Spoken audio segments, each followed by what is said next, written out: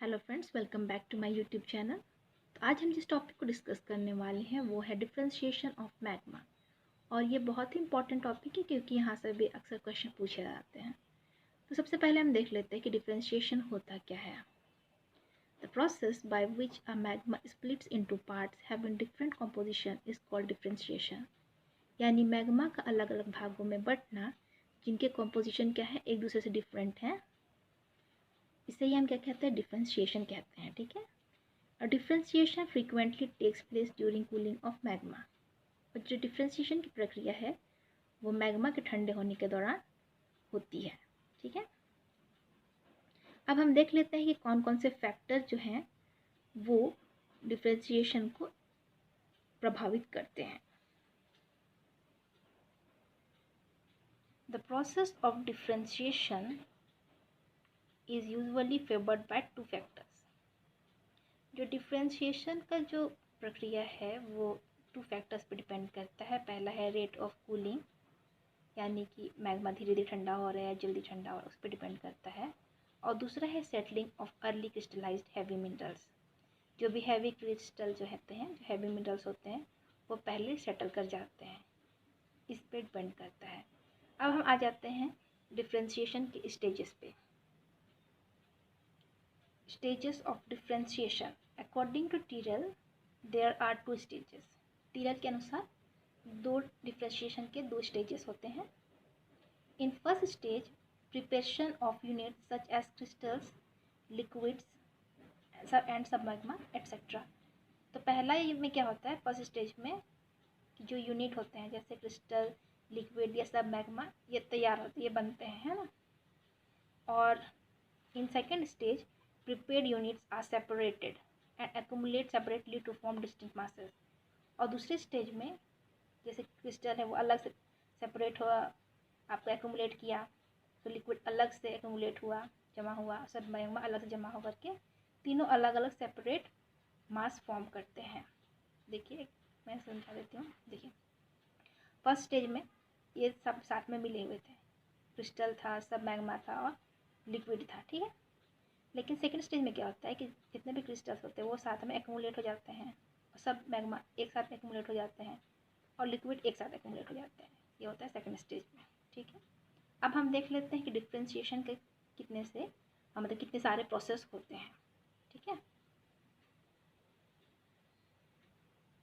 The various processes that operate during differentiation are, पहला है fractional crystallization, gravity separation, filter pressing, liquid immiscibility and gaseous transfer. तो 5 तरह के होते हैं। तो सबसे पहले हम देख लेते हैं फ्रैक्शनल क्रिस्टलाइजेशन आखिर होता क्या है। Fractional crystallization, as soon as magma starts crystallizing differentiation begins। यानी मैग्मा जैसे क्रिस्टलाइज होना शुरू करता है वैसे ही डिफ्रेंशिएशन क्या होता है, शुरू हो जाता है। Differentiation is brought about in two ways. Differentiation जो होता है वो दो तरीके से होता है। ठीक है। पहला है थ्रू लोकलाइजेशन ऑफ क्रिस्टलाइजेशन, यानी कि समझिए, देखिए ये मैग्मा है तो उसके जो किनारे पार्ट है, ये साइड वाला जो पार्ट है, इसे मार्जिनल पार्ट बोलते हैं। तो यहाँ पे सबसे पहले ये जो एरिया है ये आपका ठंडा होना शुरू करता है, ये वाला किनारे वाला। जब ये सबसे शुरू ठंडा मतलब यहाँ ठंडा होना शुरू करता है तो ये क्रिस्टल भी सबसे पहले क्या होंगे, यहाँ किनारे की ओर फॉर्म करेंगे। ठीक है। तो यही है आपका थ्रू लोकलाइजेशन ऑफ क्रिस्टलाइजेशन। और उसके बाद है second, through relative movement of crystals and liquids. तो यहाँ पे क्रिस्टल, तो यहाँ पे क्रिस्टल है, क्रिस्टल बन गया है ना, क्योंकि फर्स्ट यहाँ पे क्रिस्टल बनेंगे क्योंकि ये एरिया पहले ठंडा होगा, लेकिन बीच का एरिया क्या होगा, वो तो अभी भी मैग्मा या लिक्विड होगा। तो यहाँ से जब ये क्रिस्टल मूव कर जाते हैं या लिक्विड मूव कर जाता है, वही चीज़ आपको यहाँ बीम बताया गया है कि relative movement of crystals and liquids. तो यहाँ से ये जो क्रिस्टल है वो मूव कैसे करता है, वो अभी हम पढ़ने वाले हैं सेकंड में, ग्रेविटी सेपरेशन। यानी कि ग्रेविटी की वजह से ये जो क्रिस्टल हैं वो हैवी होने से वो मैग्मा में सिंक डाउन कर जाते हैं और सेटल हो जाते हैं, है ना। उसके द्वारा यहाँ से क्रिस्टल मूव कर जाता है। या फिर लिक्विड कैसे मूव करेगा, फिल्टर प्रेसिंग की वजह से। फिल्टर प्रेसिंग मतलब सब तरफ से जब इसमें प्रेशर पड़ता है तो वो वीक पॉइंट देख करके वहाँ से लिक्विड क्या होता है, मूव कर जाता है। तो इसके द्वारा या तो फिर क्रिस्टल मूव कर जाएंगे या तो फिर लिक्विड मूव कर जाएगा। ठीक है।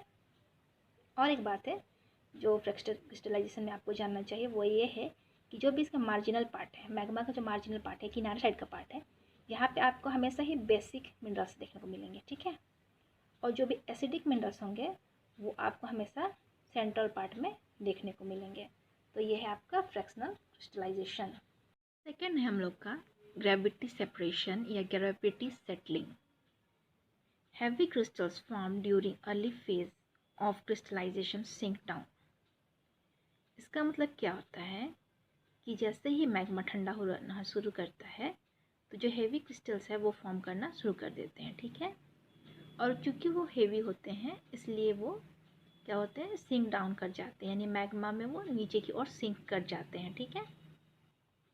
And the process of sinking is controlled by viscosity of magma and by shape, size and density of crystals. और ये जो सिंकिंग की जो प्रक्रिया है, जो डूबने की जो प्रोसेस है, ये किस पे कंट्रोल होते हैं?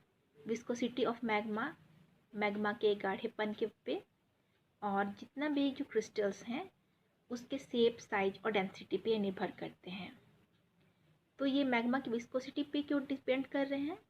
क्योंकि अगर मैग्मा फ्लूइड होगा या मोबिलिटी उसमें होगी तो मैग्मा तो बह जाएगा, तो वो उसके अंदर मतलब हेवी मिनरल्स कैसे सिंक करेंगे? वो सिंक नहीं कर सकते हैं।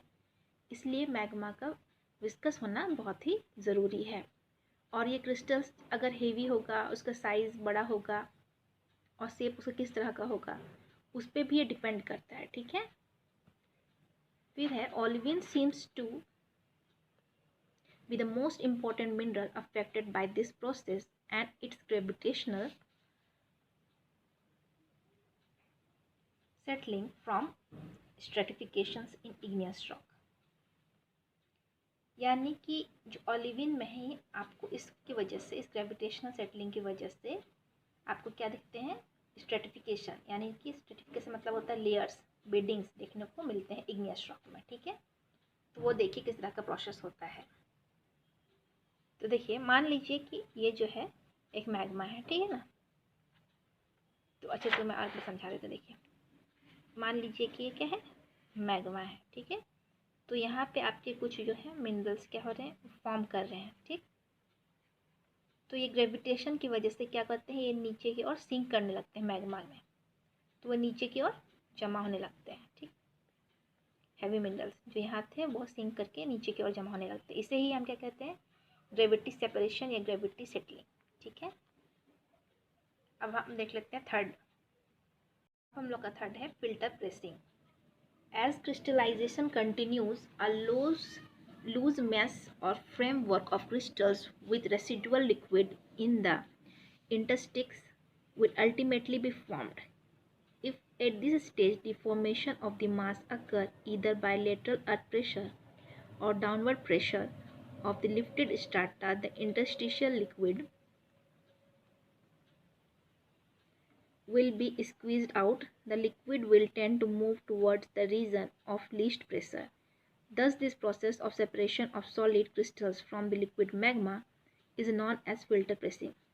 तो देखिए फिल्टर प्रेसिंग में क्या होता है कि एक देख लीजिए जैसे मैग्मा होगा आपका।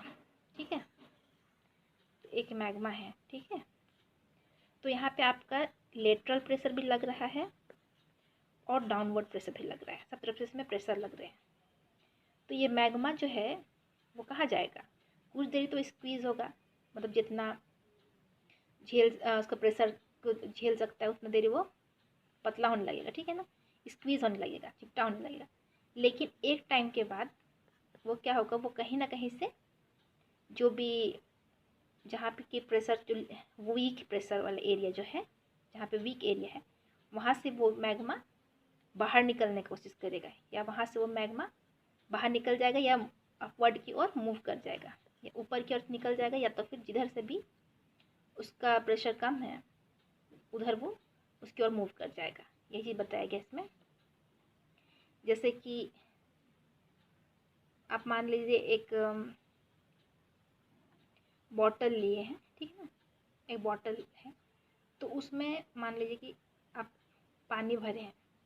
तो अब पानी भरे हैं, अब इसमें आप सब तरफ से इसको दबा रहे हैं तो कुछ देर तो वो स्क्वीज़ करेगा, दबते रहेगा, ठीक है ना, कुछ देर तो वो दबेगा।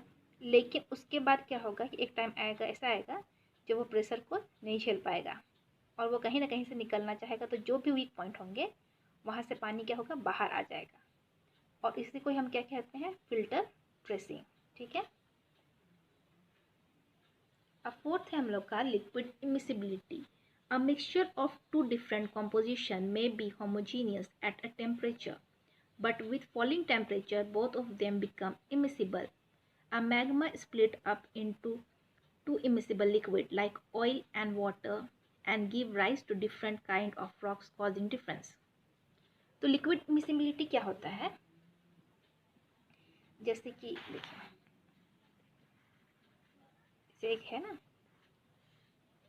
देख लीजिए क्या है कि शुरू में जो मिक्सचर है वो एक ही रहेंगे, वो बिल्कुल घुले हुए, जिसमें कुछ आप अलग अलग नहीं कर सकते। जैसे नमक और पानी, वो घुला हुआ जब रहेगा तो कैसे दिखता है, पूरा एक दिखता है। उसी तरह ये एक में पूरा घुला हुआ रहेगा, ठीक है, होमोजीनियस रहेगा। तो जैसे जैसे टेम्परेचर कम होगा तो दोनों का कंपोजिशन क्या होगा, चेंज होने लगेगा, दोनों कंपोजिशन अलग अलग हो जाएगा। और उसके बाद ये दोनों जो आपस में घुले हुए थे अब वो अलग अलग नज़र आएंगे। जैसे कि ऑयल और वाटर को जब कभी मिलाइएगा तो वो कभी मिलता नहीं है, ऑयल हमेशा ऊपर ही तैरता है और पानी हमेशा नीचे रहता है। तो आप कितना भी मिलाना चाहिए लेकिन ऑयल और वाटर कभी नहीं मिलेगा।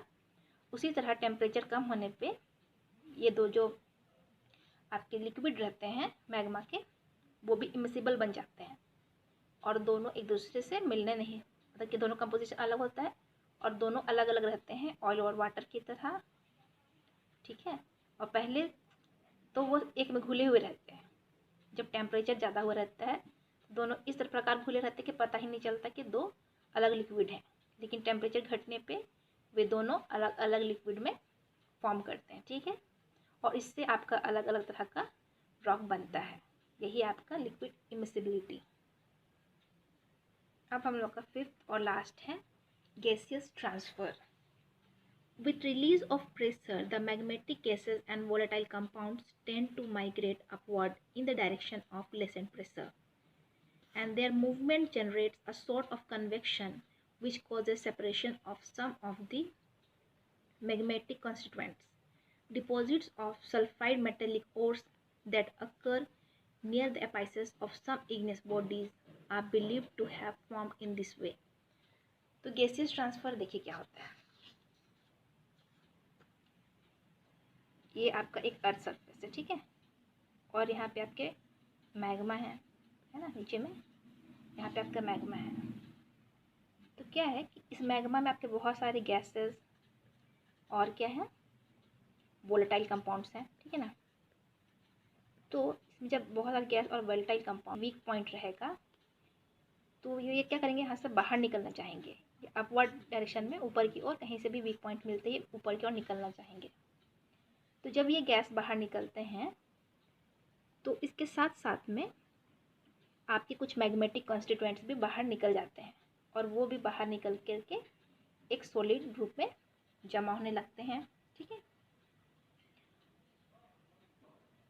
ठीक है, सॉलिड के रूप में जमा होने लगते हैं और यहाँ पे वो एक मैग्मेटिक के डिपॉजिट करते हैं, ठीक। तो इसी का एक एग्जांपल दिया हुआ है सल्फाइड मेटेलिक ओर्स का, जो कि आपको सब कुछ इग्नियस बॉडीज में आपको क्या बोलते हैं देखने को मिलेंगे, सल्फाइड मेटेलिक ओर्स। सल्फाइड भी इसी तरह से जो गैस जो निकल रहा है उसके साथ ही निकलता है और बाहर में कहीं पे ये डिपॉजिट हो जाता है, ठीक है। और यही है आपका गैसियस ट्रांसफ़र। तो ये था आपका डिफ्रेंशिएशन ऑफ मैग्मा के जो भी 5 प्रोसेस थे, तो मैंने आपको ये सब बता दिया है। तो आई होप कि आपको ये वीडियो समझ में आया होगा।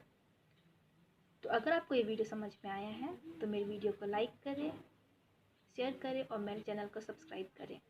Thank you.